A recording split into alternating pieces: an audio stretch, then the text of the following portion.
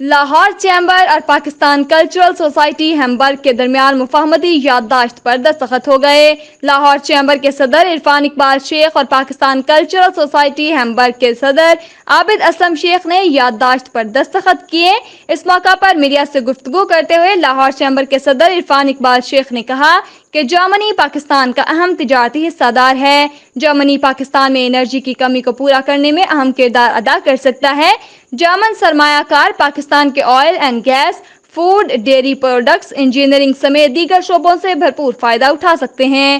انہوں نے کہا کہ دونوں ممالک کے چیمبرز تاجر برادری کے درمیان مضبوط روابط تجارت کو مزید مستحکم کر سکتے ہیں۔ جرمنی میں مقیم پاکستانی کمیونٹی کے مسائل میں کمی لانے اور بہترین حل تلاش کرنا ہوگا۔ اس پروقار موقع پر لاہور چیمبر اور پاکستان کلچرل سوسائٹی ہیمبرگ کے درمیان مفاہمتی یادداشت پر دستخط کیے گئے۔ تقریب میں لاہور چیمبر کے تمام عہدیداران موجود تھے۔ ہیمبرگ سے جہان نیوز مطیع اللہ کی رپورٹ۔